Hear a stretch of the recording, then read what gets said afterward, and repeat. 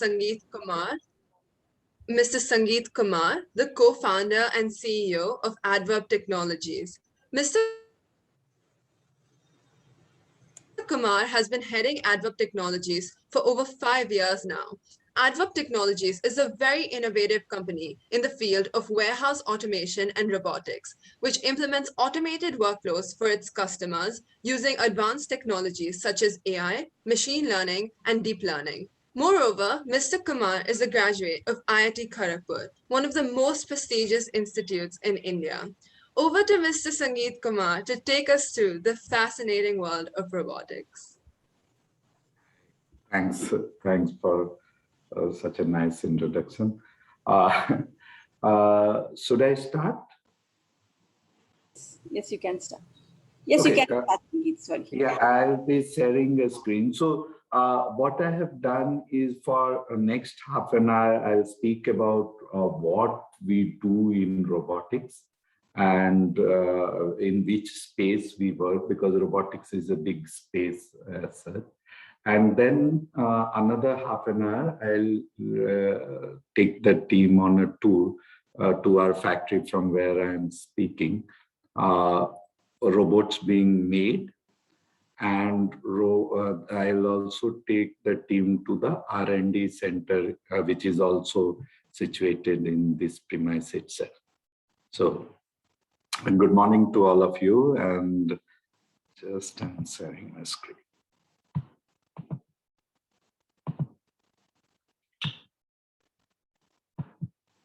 Is my screen visible? Yes, yeah. Yes, it is. Okay, we are Adverb Technologies, and I have around 20 years of experience in this space.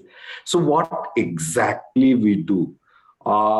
We as a company, so there is a retail revolution which is going on, and omni-channel distribution is coming up, wherein you buy things not only in a shop, but also through online or through e-commerce.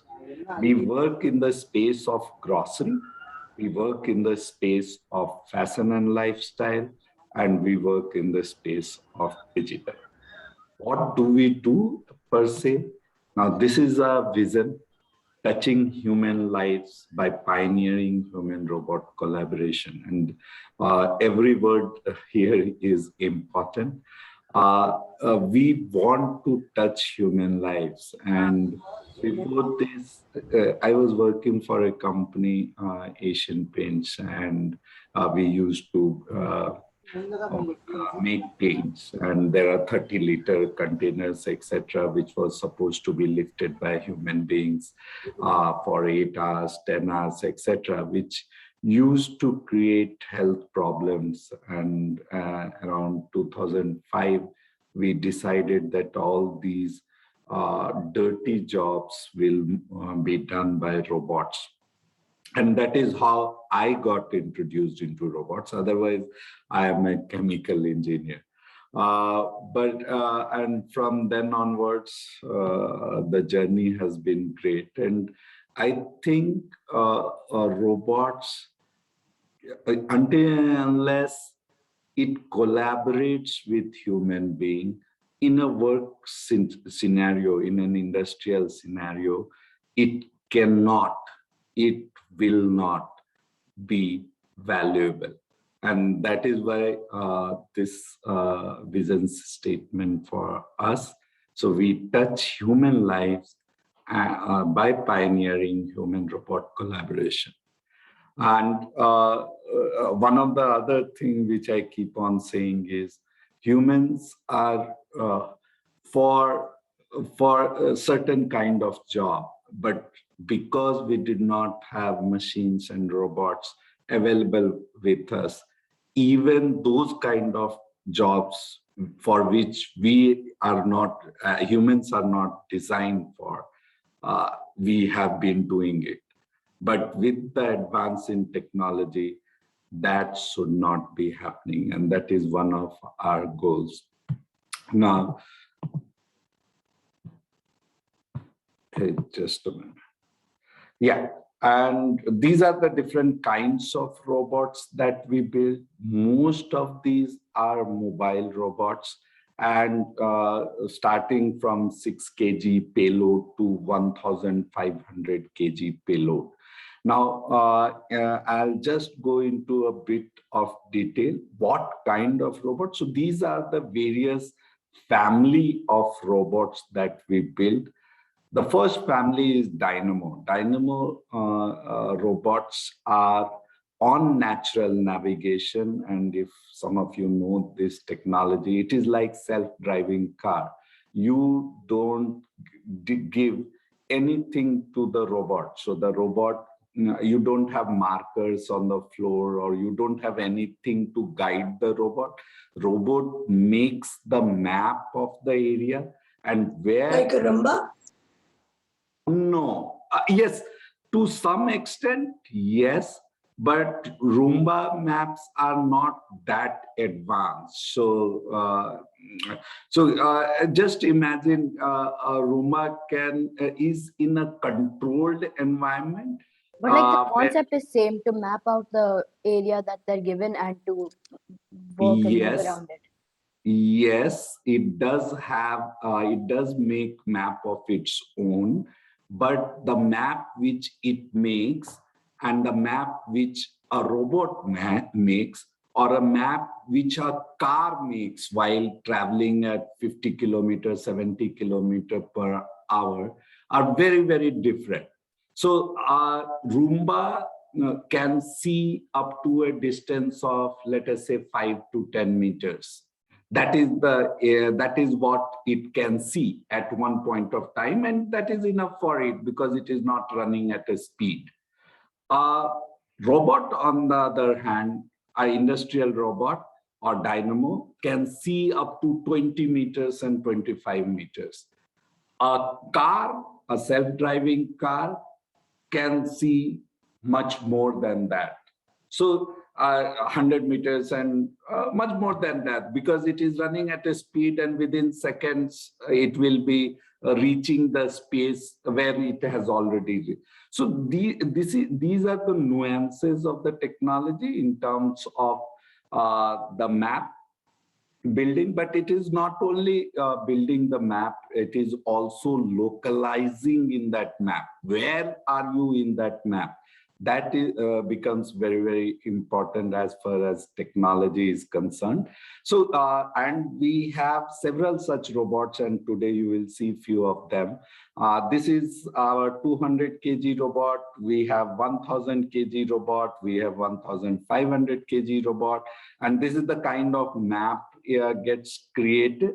Now, what is the technology besides it? And there are hardwares. Definitely, you have LIDAR sensors, or you have the GPU and IMU. IMU is for knowing the orientation of the robot at a particular place. IMUs are also there in your mobile phone, which enables your mobile phone to change the direction, or the flip-flap, which does.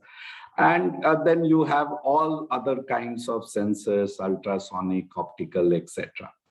And then you have the robot software, and this software is on the robot. It is usually on operating system platform, which is ROS, and either you use Linux, Ubuntu, or today's even ROS is available on Windows as well. And this is what I was talking about, the robot software, the software stack. Per se, there is a map server, a localization, perception, what you are able to see, path planning and control, and these are the layers which sits on the robot.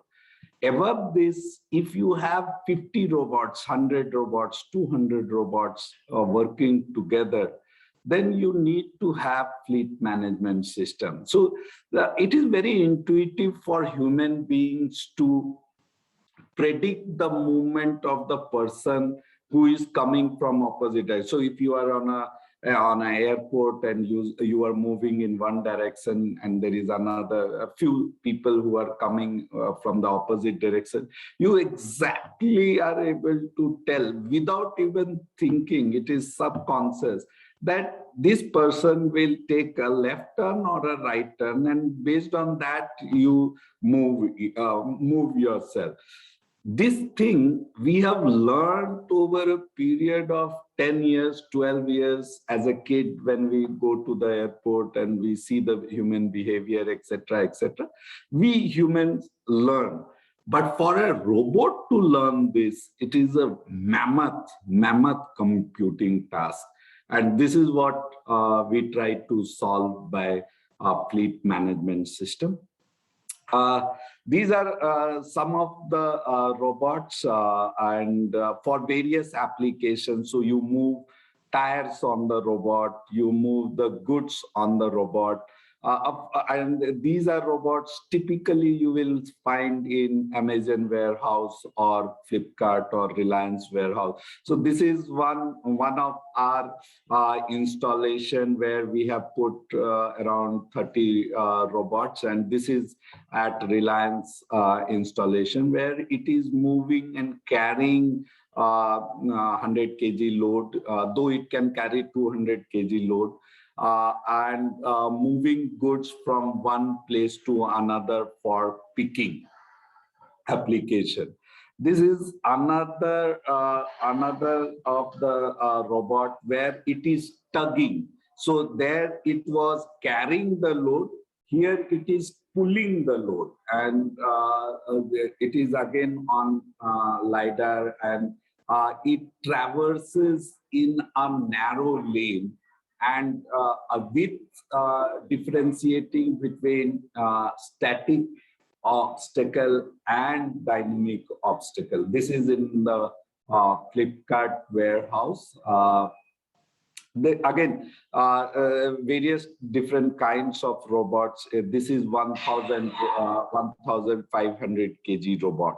The other kind of robot that we have is not fully autonomous because it does require marker on the floor like Kiva, and these are Zippy robots. So Zippy is typically used, so there is a barcode reader which reads the barcode, and this is known as grid-based navigation. So you make a dense grid out of these barcodes, and with that you localize it and move the robot.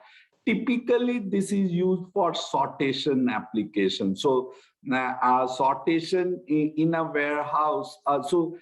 If in a city there are 200 pin codes, and a lot of items have come, let us say in an Amazon warehouse, materials have come from all over the world to Mumbai.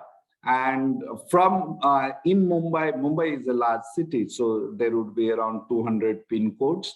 So the material needs to be distributed to these pin codes. So first you segregate it according to pin codes, and this is what this Zippy robot does. And then you transport it in a smaller truck or tempo to the houses of individual people. So we have Zippy ranging from 6 kg to 40 kg. And again, I'm not going into the, this is our R&D lab, which we will see today, where you can see all various different kinds of Zippy which are there. And we have implemented these robots in India, in Singapore, in Australia, in Europe, everywhere, made in India and implemented across the world. This is another kind of Zippy which we have implemented, wherein it is carrying goods from one place to another.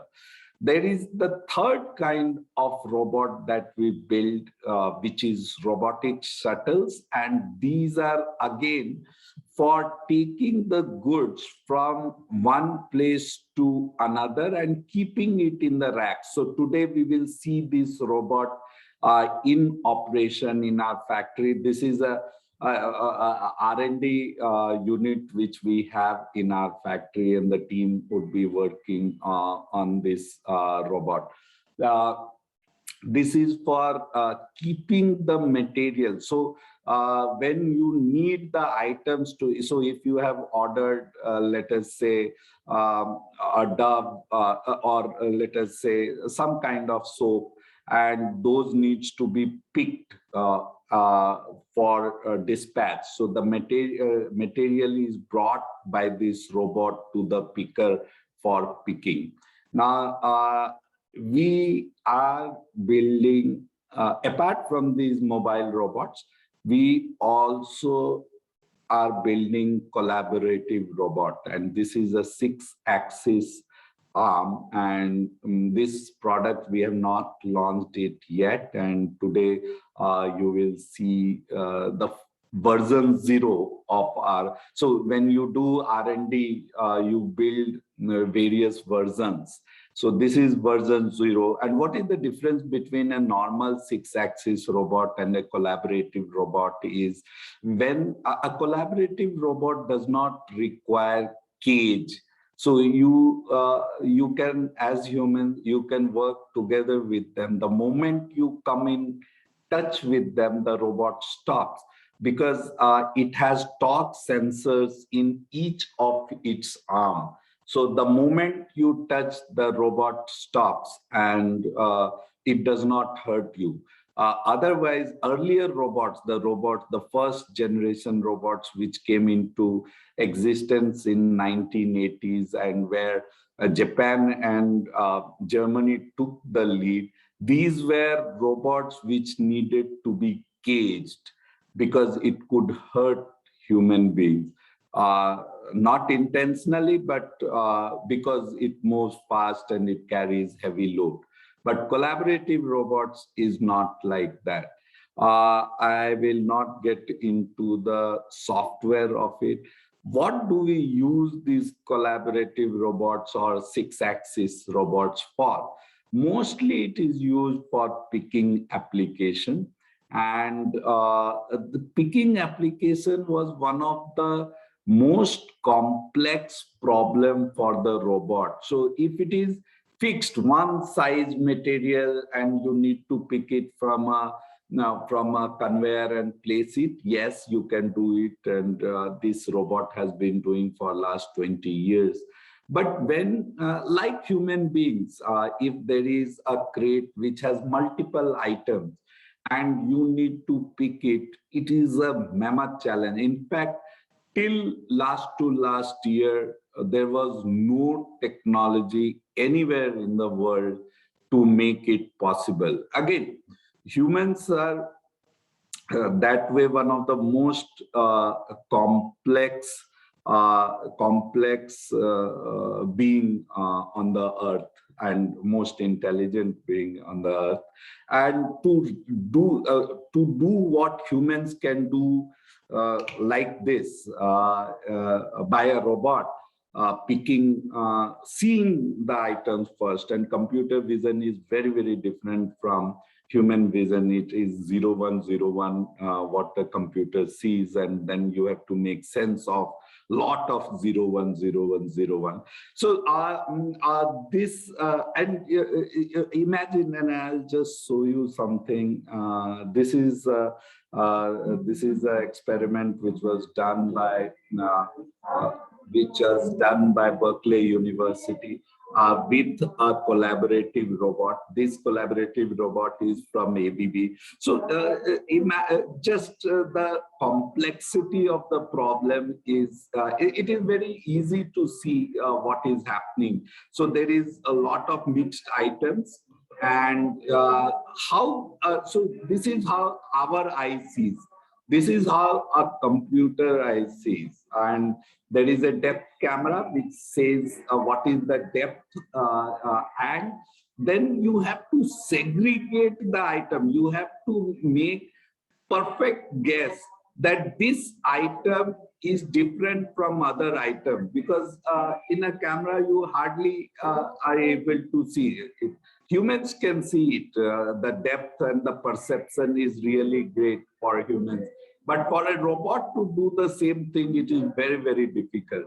And you have to segment it. Then you have to plan a grasping path or methodology, so that when you pick it, the robot picks it, the material does not fall, and which is what is the objective. Now, the grasping, which gripper to choose for, and there are two different grippers if you have not noticed yet. One is pneumatic, the other is mechanical. So this is the kind of thing which has been achieved because of deep learning that has come to the world, and you train the robot with so many images, so that a robot, and while it is picking, it is also learning, so that a similar situation comes later on, a robot can handle that situation. This is another one of the application of robot, and I'll just go quickly. So this is a robot which is palletizing. So this is something again which you will see in our factory today. These are large caged robot. You can see the cage, right? So these were the original robots, but things are changing. But there are certain applications where you need the robot to be, because these can lift 500 kg, 700 kg load, unlike a cobot which can lift only 15, 20 kg of load. No, I want to show you the here. So this is another application which we do very often, or which we get. So this is Maggie, and there are two robots which is lifting the material and placing it in carton. So when you see a carton full of Maggie, this is how it gets packed in an industrial scenario. And this is one application of robot. I can go on. There are several other applications.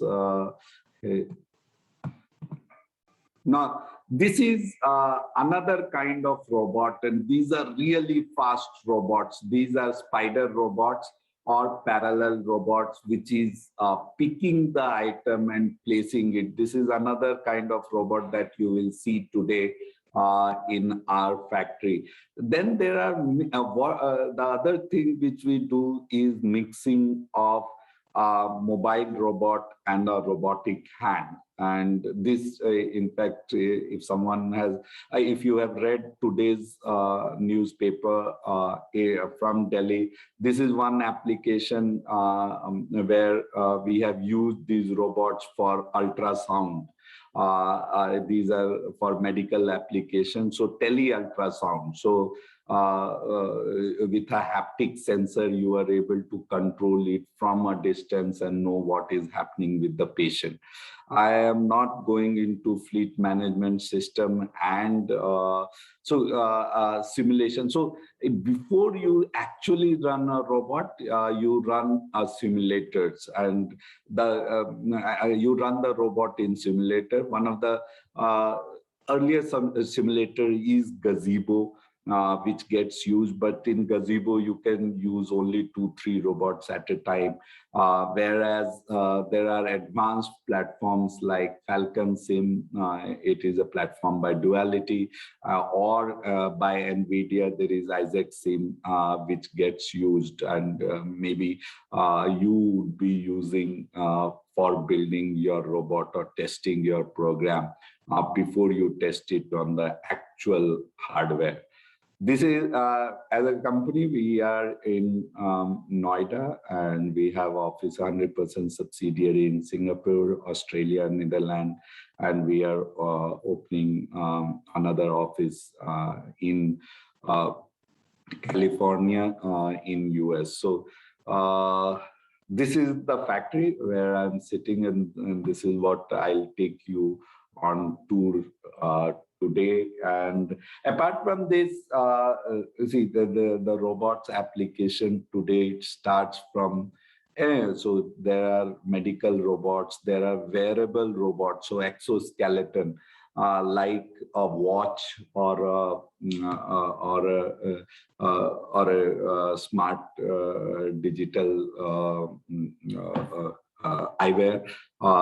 There would be robots in the future which you can wear. So when you grow old, or when you are when you meet with an accident, then to help you in your rehabilitation program, or to help you walk, there would be wearable robots in the future, which is exoskeleton.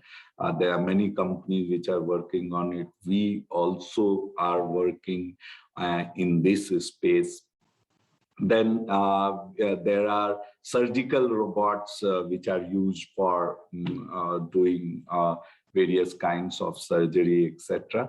So I'll not get into those kind of robots. I would take few questions here, and then I'll take you on the round, if it is okay. Sure, this was most helpful. Any questions?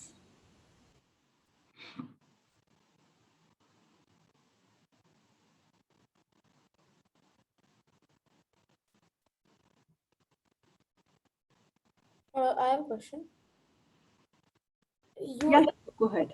Eyewear robot, but isn't there already robots that like you can wear, like Google Lens and things like that?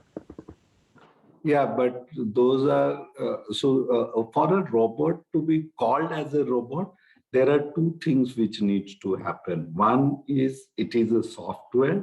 The other is it is a moving hardware. So so Google Lens, etc., is not moving hardware. It is an industrial PC, which you are, or let us say iPods. It is an industrial PC actually, but it is not robot. For robot to be a robot, it has to move one kind or the other. You said that you're working on it. What are you like trying to make exactly? So yeah. So right now we are trying to figure out what is it that we should be making as far as exoskeleton is concerned. But there are 2-3 projects which have been given to us by some leading educational institute. And this is mostly in the space of prosthetic. So if you don't have hand, then there is a robotic hand which you can wear, and that is something which we would like to crack the first, as far as medical robotics is concerned. Okay.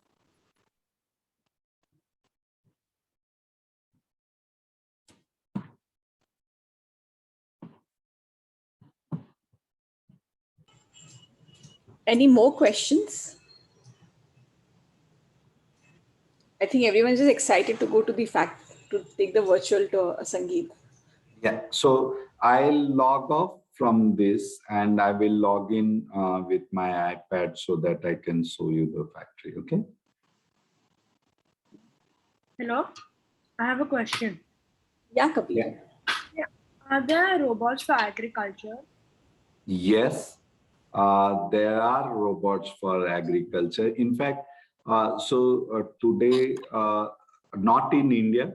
In India, we have not reached that situation where one of the reason why it is not there in India is the land parcels or the land size where agriculture is done are very small, whereas in Europe or in US, the land parcels for one kind of or one person who owns that land parcel, there are corporate ownership as well.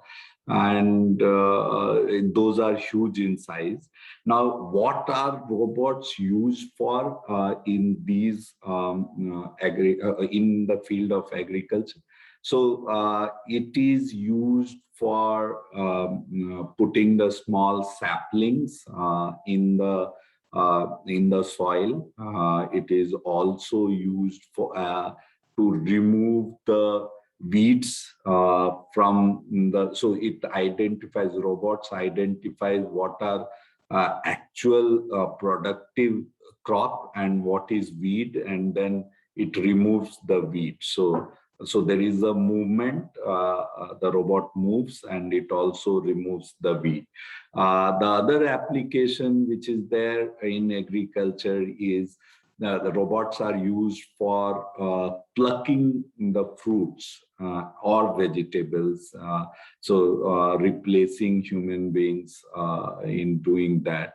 There are robots which are used in tea gardens for plucking the tea leaves, etc. So these are the various applications of robot. I have also seen robots being used in irrigation. Apart from drones, robots also gets used in irrigation with robots carrying the hose which carries water, and then you use it. So these are the various applications of robots in agriculture. Okay, thank you. Akshash, do you want to ask a question? I have two more kids. On my hand.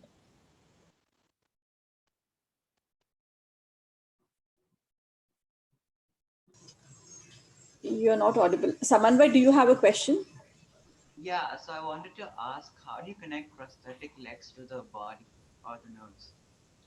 I'm sorry, I could not hear you. Yeah, I was asking, how do you connect? How do they kind of get to know what? So, okay, I could not hear you properly, but I'm just guessing the question is on prosthetic limb and how do you give command to the prosthetic limb. So there are two ways of doing it. One, so you have sensors which are placed. So let us say you do not have hand below your elbow, but you do have the other part of the hand. So the signals which your brain gives it traverses all the way through neurons up to the end of your hand, which is above the elbow in this case. So you put sensors which can measure these signals, and you train the system or the GPU or the compute power to understand what this signal means. And based on that, you tell the prosthetic or the robot to open one finger or two finger or five finger, or if you want to grab a bottle, you tell this robot.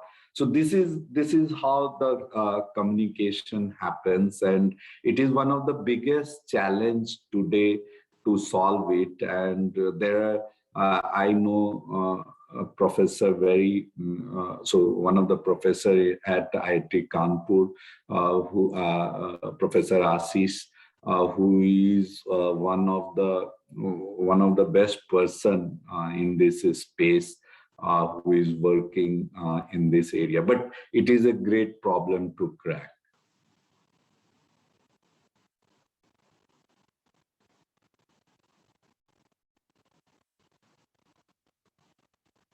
Yeah, Manya. I just wanted to know whether robots can be used as soldiers in the military field. So if we can mass produce robots who can use arms and fight, is that possible? Yeah, it is possible, and there are a lot of research happening, particularly in US, in China, in Germany. So robots can be of different types.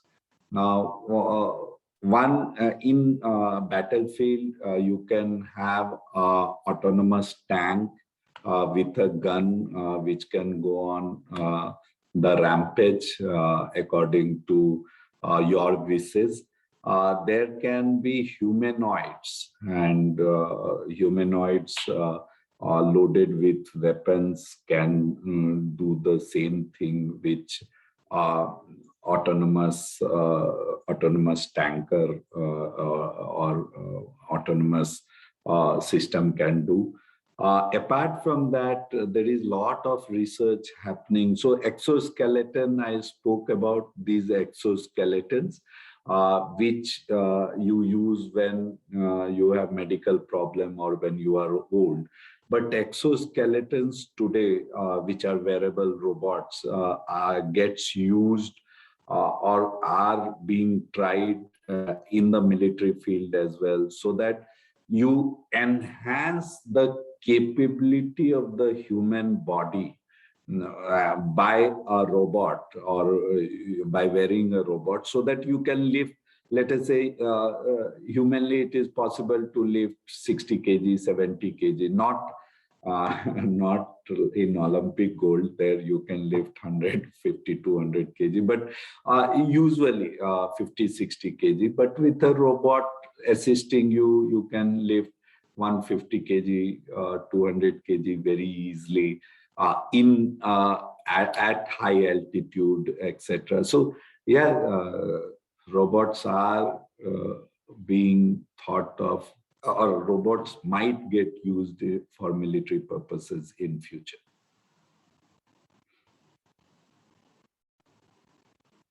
Okay, thank you.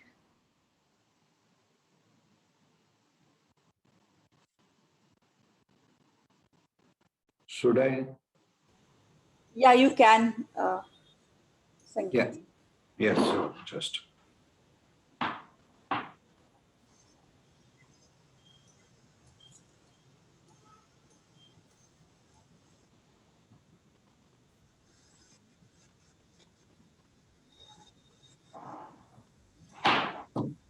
Just a minute. I am stopping the sharing and I am leaving this, and I'll join once again.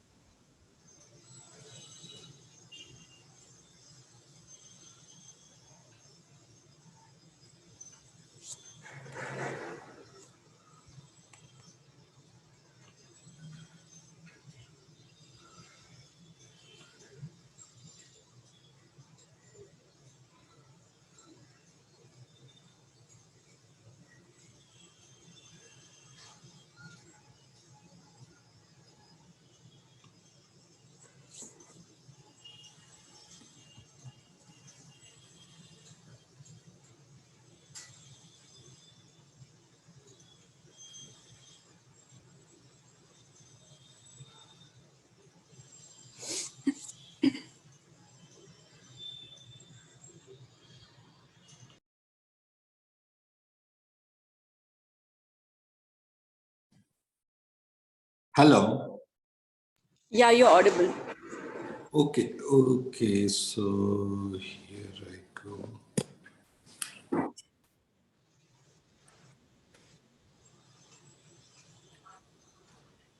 Yeah. So just a minute.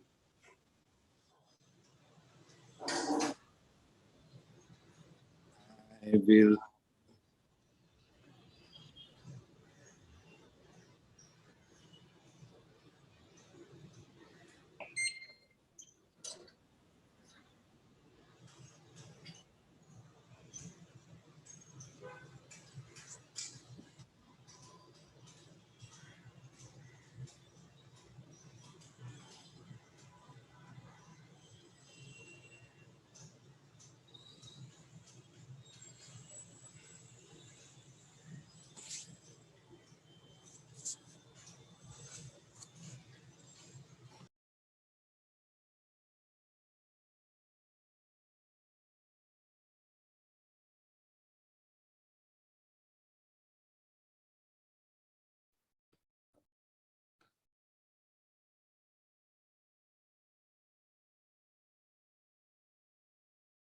Is anyone talking? Not yet. He's just going to take us to a tour of the factory, of his factory. Oh, okay.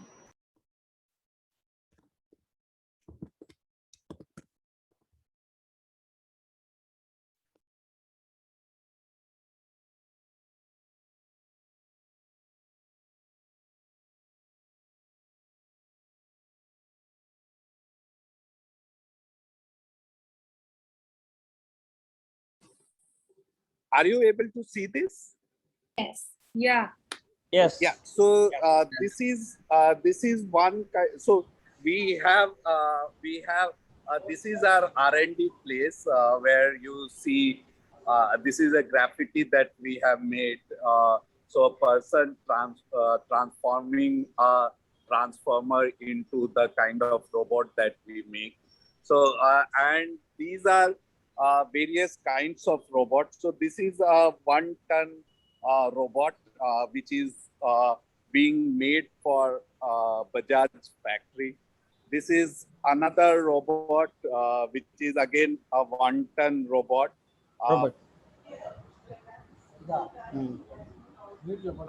There is a LIDAR sensor. So this is one LIDAR sensor here. And then you have another LIDAR sensor here. So this is for 360-degree view. So a robot can see 360-degree with 2 LIDAR sensors. This is another robot which is for again carrying application. We have. I'll just take you through one of the robot which is open, and if you see in this robot you have LIDAR sensors. Then this is the brain of the robot, the blue colored CPU. Then you have batteries, you have various electronics item, motors. I will not get into more detail. This is another kind of robot which I was talking about. It is around 4.2 meter high, and there are various things. So so inside you can see there will be motors, wheels, drives, and a battery management system, battery, and then there is this gripping arrangement which turns, and this is typically used for lifting lot. So you can see the rack behind, and it lifts the material and brings it to the picker to pick. So apart from that, I'll just take you through our. This is our electronics manufacturing facility. So our robot requires the CPU or the processing power, and for that we have this machine SMT. Now, what does SMT does is, I just so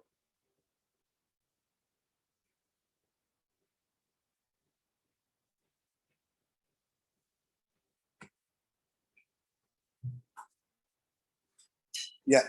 So you are able to see this is a PCB. So a printed circuit board. So what you do is you take a printed circuit board and feed it in this corner of the machine. So you design a PCB, you feed it in this corner of the machine. Then what this machine does is it knows in advance, because you have programmed it that way, that what are the items which needs to be placed. So a PCB, a normal PCB will have 15 to 20 items. Let us say a complex PCB like mobile will have 50, 70 items. So those many places soldering will happen. So soldering paste will be pasted. And then this machine, what it does is it does the quality check, whether it has been pasted properly or not. Then this is the machine which is known as pick and place unit. And you can see there are roles. So these are, it is like a movie role where you see reels. So what it contains is those electronic items, the small items. And there are several such roles from where it is taken and placed. And once it is placed, then you have other things. So at the end of so there is a oven to make it, bake it so that you can see it. And then at a last stage, you get a unit like this, where you have various, you have already, sorry. Yeah, a unit like this, where you would have placed all the items. And this is for pick to light, but we use lot of cards. So we build lot of cards for our robots here at this unit. Now I'll just go to the ground floor. So you have seen our R&D lab, one part of the R&D lab. I'll just walk you around to the other part of the R&D lab.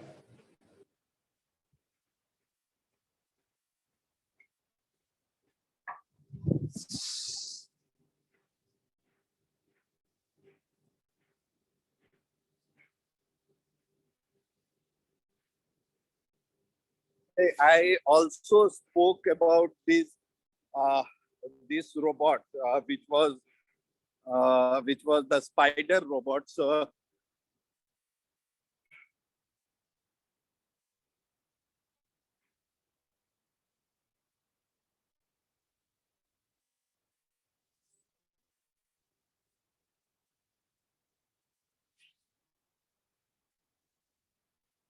So this is a spider robot, and it is used for picking at a very high speed.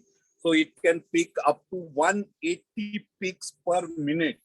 180 picks per minute. A person takes 4-5 seconds to complete one. So you will be able to take 12 to 15 picks. This can do 180 picks per minute.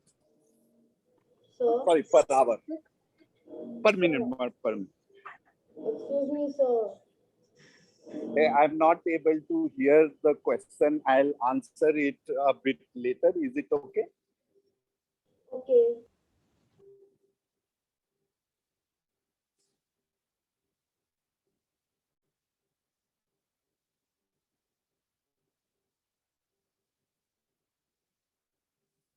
This is our R&D unit. So here have pick robots. So this is the cobot I was talking about, and typically you can see the vision system, which is used by the cobot, a depth sensor actually, Intel RealSense depth sensor. And then you have these kinds of cobot. Apart from that, we have Zippy range of robot.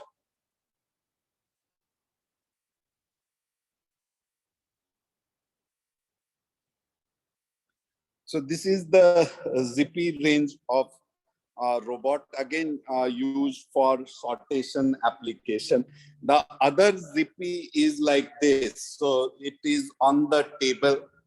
So if you see, if you go to our YouTube channel, you will see this Zippy in action a lot more. So this is a Zippy, and these are the robots which gets.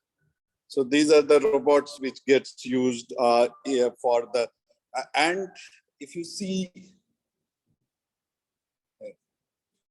yeah, these are the QR code which robots read, and this is X, Y, theta, and X, Y, and you also know theta.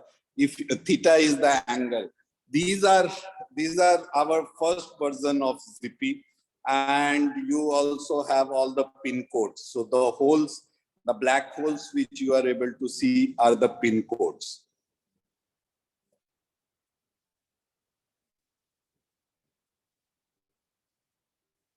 During COVID times, we also built robots which can kill or sanitize large areas.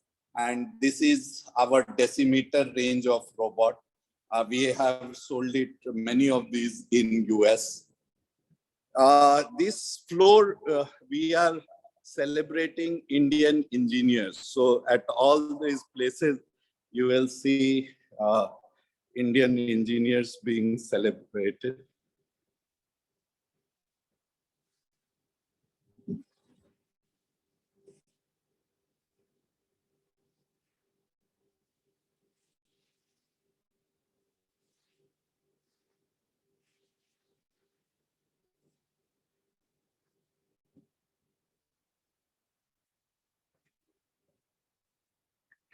This was our first decimeter, which we tried after COVID hit. These are mostly used in hospitals. Now we have just placed it here for others to see. So it is a demo piece right now. And this is second floor, which is our R&D lab, the lab of inspiration. I am now taking you to the main factory. So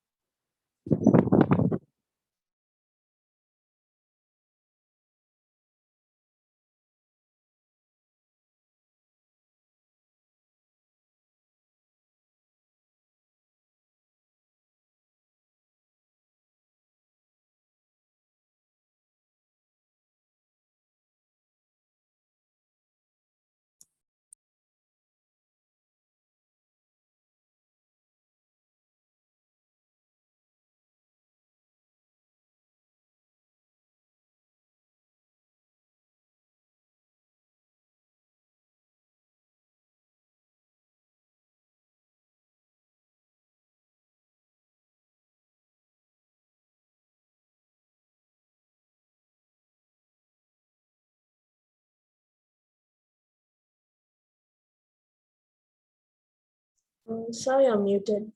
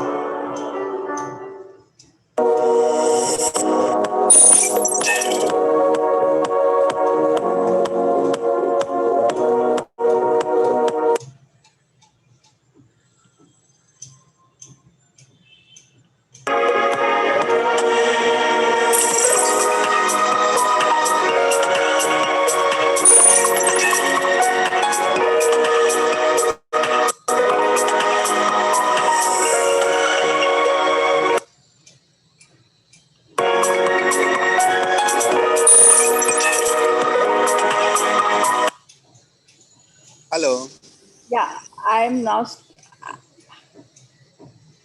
Yeah. So Hello.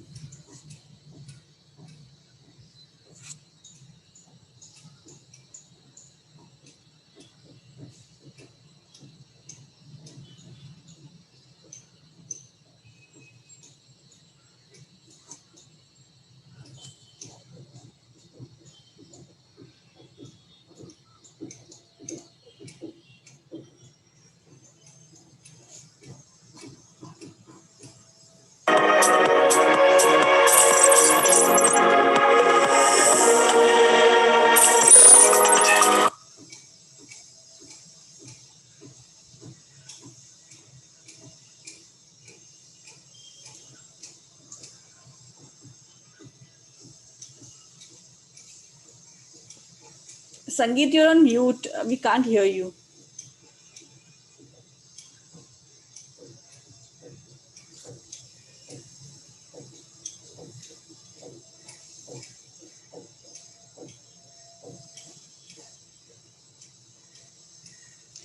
Sangeet, you are on mute. We can't hear you.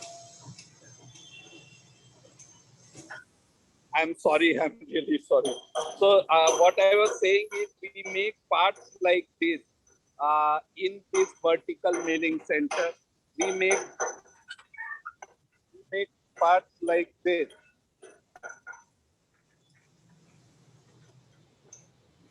So this is a vertical milling center, and so you once you design something, then the parts get made like this. It's like don't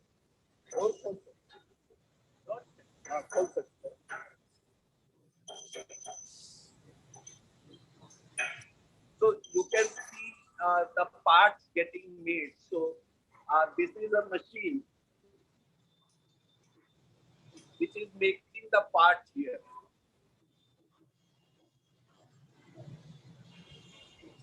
Then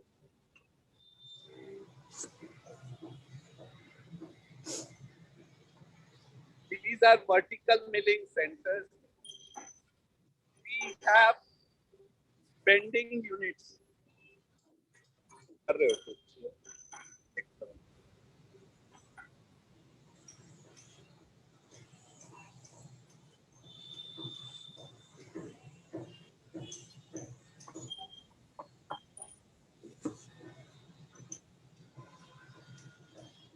So this is a bending unit. So once you laser cut the material, then you bend the material. So you bend the material by a bending unit, and you have a bending unit. So this is so you get the parts from the laser cutting in this form. And by bending it, you are able to make it in this form, and this gets used in various robots. After you have so these are the parts. So this is a laser cutting machine. So you place a steel plate like this and you cut it in a laser cutting machine. And once you have cut it, it looks like this. It looks like this. These are steel parts. So, okay, I'll show you this. This is the base of the Zippy. So you saw the Zippy robot. So this is the base of the Zippy. So we have, this is something which we have made by a laser cutting machine and by bending and welding it. Once we have done that, then we powder coat it. So we hang the material like this. We hang the material like this, and then it is colored.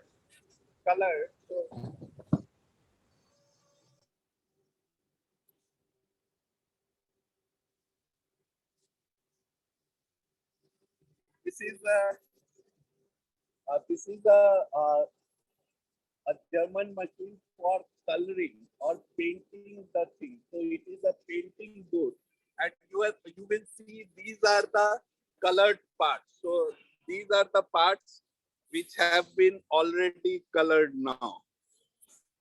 This is a powder coating line. So you have powder coated the material. Now it needs to be assembled. So this is our assembly area.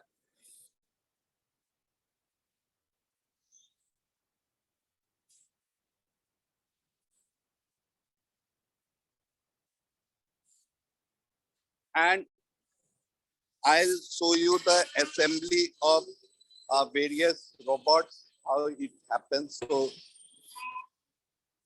let us say this is what assembly is happening.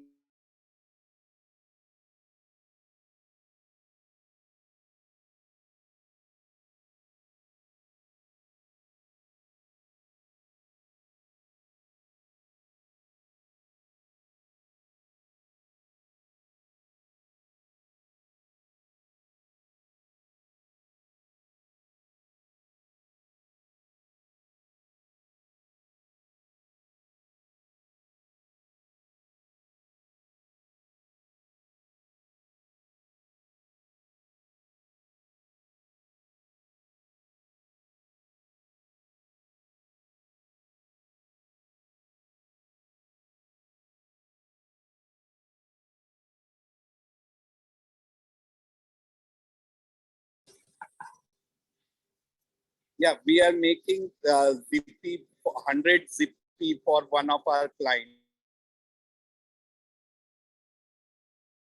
Assembled, so you can see him working on the electrical system.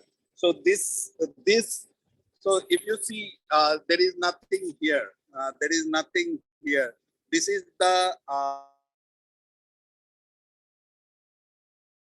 so in this case, this is the barcode reader, and with LED light, of course, and it is being assembled. So the electrical systems, etc., is getting assembled. So there are several of these Zippy getting assembled here. You can see these Zippys in various forms. Apart from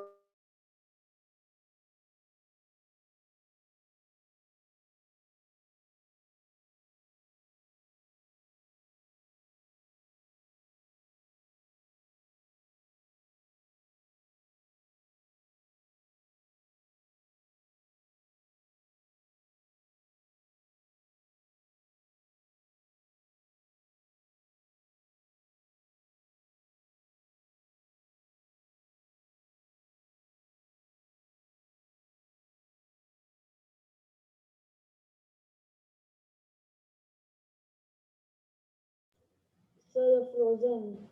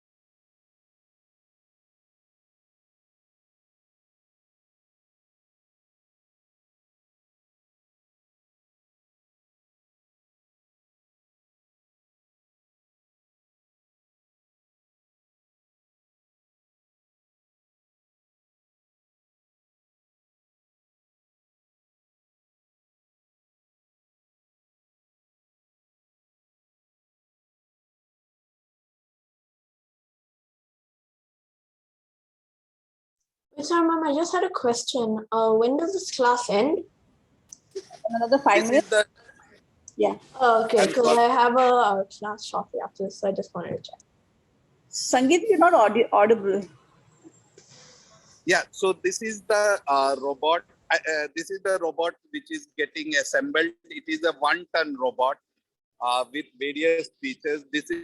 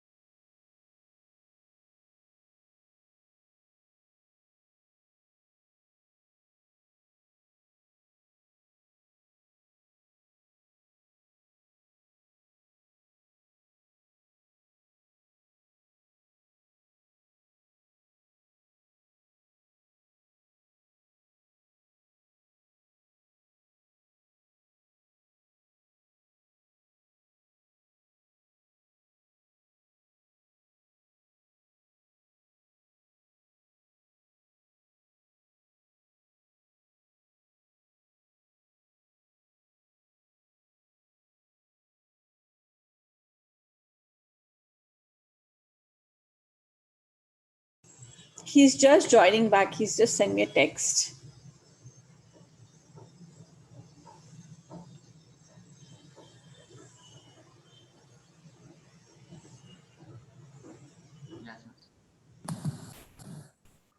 Hi. You're back. Yes, I am back from the factory to to the office. So yeah, I could not hear any of the questions. So if you, because at factory there is sound and there are machines which are running. So if you have any questions, you can ask me. So we get the steel, and then we make everything from the steel. So from steel, first it is laser cut, then it is bent in a particular form. If it is to be done, the vertical milling has to be done. So there is a milling operation which happens. Which happens, and then we powder coat it, and after powder coating it, we take it for assembly. Now if there is an electronics part which needs to be manufactured by us, we manufacture it, and then there are certain bought out parts like motor or wheels. These we buy it, and then we assemble it, we test it and send it to the customer. So this is what factory looks like and does. Yeah. There are two questions, I think. Kabir, go ahead. Yeah, so the robots which look at the barcodes and travel, why don't they ever bump together? What if they like, bump together? So actually, you have a video, right, Sangeet, where did you hear his question? You're on mute, I think, not audible.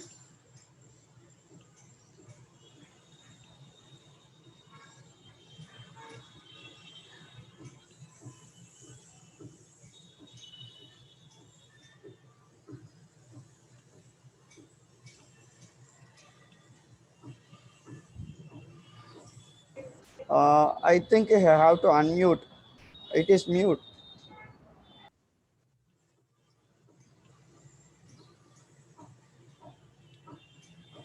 Not audible yet.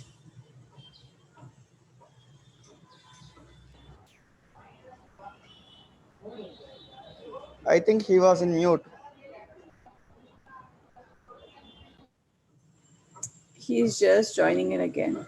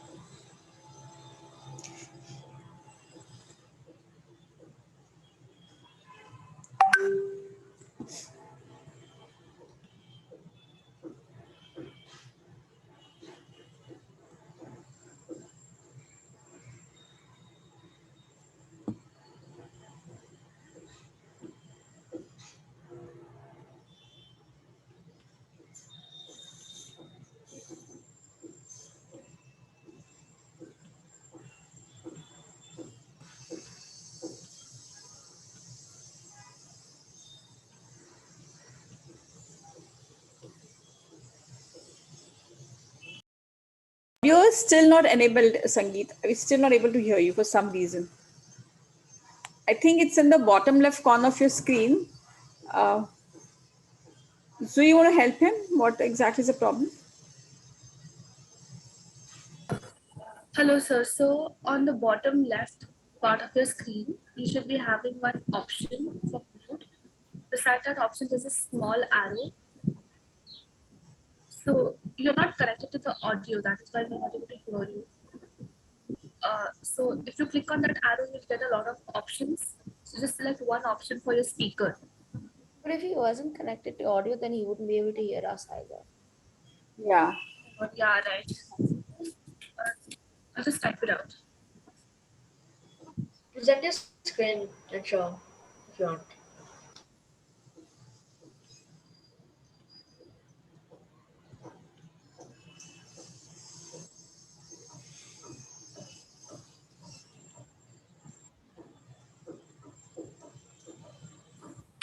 Hello.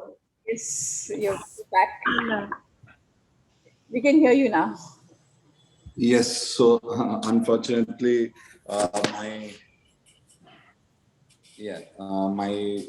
this thing is not working, but yeah, I'll try to answer the questions. Yeah, who had a question? Did anybody have a question? Yeah, I had a question. Yeah, Kabir, tell me. Go ahead. So the robots which travel on the barcodes, do they ever kind of hit each other while traveling? I'm sorry, I could not. Do the barcode robots hit each other while traveling? Do they hit each other while traveling? No. That will never happen. So there is a centralized system or fleet management system which knows exactly where each of the robot is. That is number one, and therefore it ensures. So there is every robot bids for a position. So let us say it has to travel from destination 1 to destination 2, and there are 50 barcodes on the path. So for every barcode, it will place its bid, and based on the highest bid, we allocate that barcode to the robot. So then the robot goes to that barcode. All other robots, at one point of time, only one barcode is allocated to one robot. Once it crosses that, it releases it for the other bidder to do it. Apart from that, this is a centralized system. But apart from that, there are sensors which is hard stop. So these are safety sensors. It ensures that even if there is because of some system or there is a lag of communication, etc., the robot comes to very close to each other. Both the robots will stop.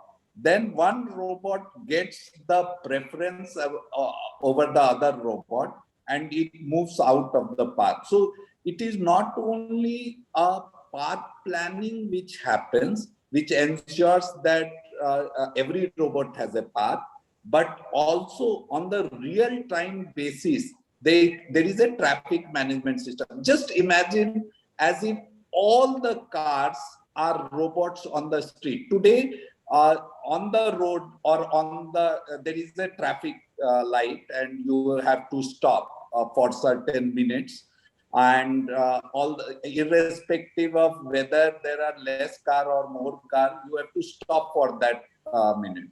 But in this case, we get real-time traffic from a Google Map kind of thing, and we allocate the robot to move further or yet. So this is something, whatever we are doing with the robot and real traffic management, 10 years from today, same thing will happen, and all cars will be controlled by a centralized system which will give the path to every car, because all cars will be will be self-driving car. Most, not in India, but at least in developed countries. Actually, sir, we are using the barcode, no, rather than the sensor. What is the difference using the barcode, and why we are not using the sensor like Which ultrasonic? sense? Which It's like ultrasonic sensor or something else. I'm saying that because that it is a path only, no, that yeah, so so ultrasonic sensors, okay, we do use ultrasonic sensors for safety purposes so that it does not hit each other. But see, either I can use barcode or I can use optical. So there is a line follower. So you put a black label, and then there is a color sensor. But then you are defining a path to be only followed. So when it is barcode or grid, then you can move, you can imagine a chessboard, and it can move left, right, straight. It is almost, the degree of freedom is almost like a human being when your grids are too small. So you can move in any angles, etc., etc., and that is why we use barcode. But there are various ways of doing it. It depends on the application. It depends on today. Most of the people want as much freedom as possible.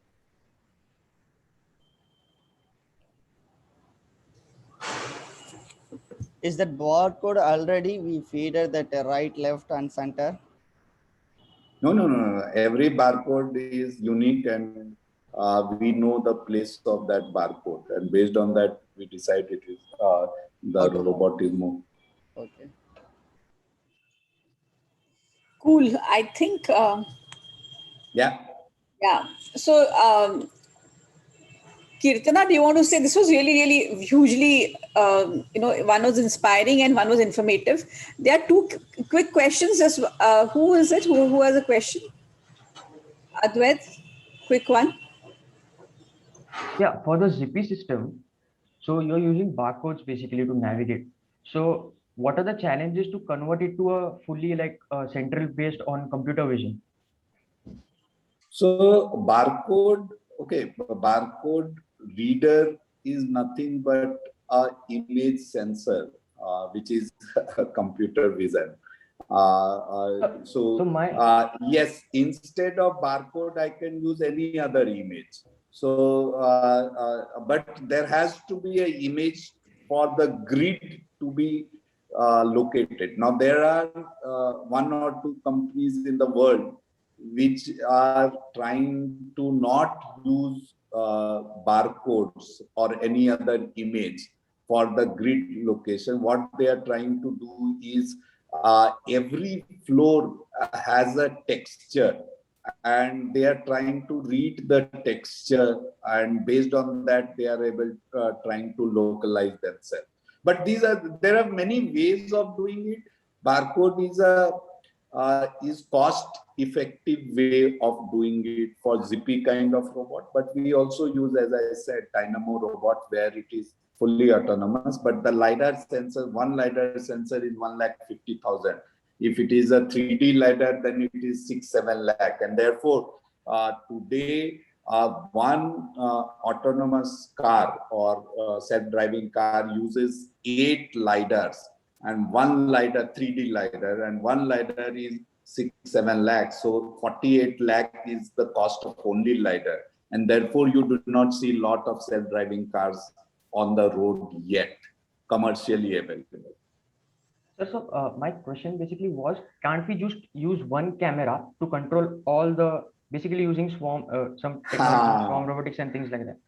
Yeah. So basically one camera, that is a top view, and we can't do that. So, there is a way of doing it, and we have tried it in the past.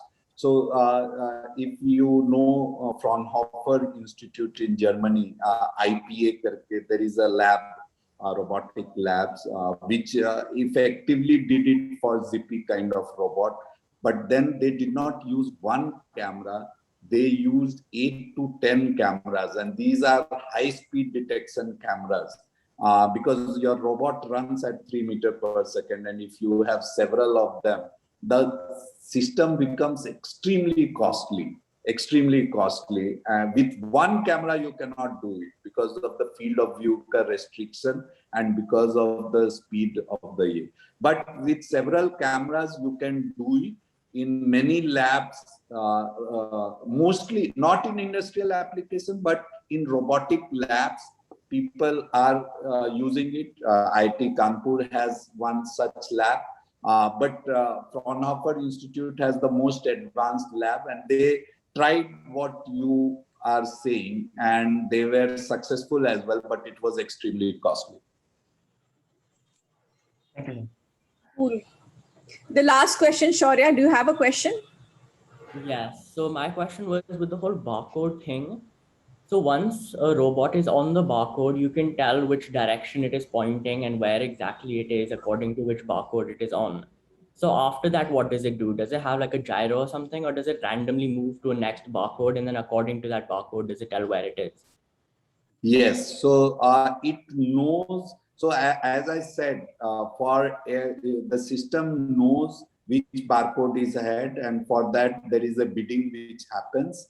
And if it wins the bid, the robot moves to that, and then it corrects its orientation. So maybe the theta, the angle has changed a bit, and robot is not traveling the right path, etc. So the system knows in advance. So that is the intelligence which needs to be cracked in a robotic system. So from one barcode, it'll move to the next barcode because it knows exactly in like which direction it is. Then when it hits the barcode, it can tell which direction to move. Yes. Yes. Cool. So basically, it's like a hive mind kind of. Like they're all communicating to each other. Yes, they communicate with each other, and each of these robots. So today, we, as I was telling you, we use centralized brain, which is one brain for. There are mini developed brains on each of the robot, but there is a centralized brain which is controlling all these robots. But we also are exploring distributed architecture which is known as swarm robotics, where each of these robots has enough brain that they don't need to consult a centralized system, the way ants or bees move around. Yeah, exactly. A hive mind. Super amazing. Thank you so much for your time, Sangeet. This has really been really helpful. Kirtana, please go ahead and give your views. Thank you so much, Mr. Sangeet. I mean, I'm sure we've all learned numerous things about robotics, how robotics can be used to help humans, and it's been really, really insightful. And this interesting session has definitely left us with a lot of food for thought. So we would collectively like to extend our thanks to you again. And thank you for being a guest at our event. And we really hope to work with you again and see you again. Of course. Thank you very much for your patience. And I love teaching, but it's okay. Thanks. We had a blast, so thank you so much. Okay, bye. Take care. Bye, sir. Thank you. Have a good day. Bye. Thank you. Thank you, sir.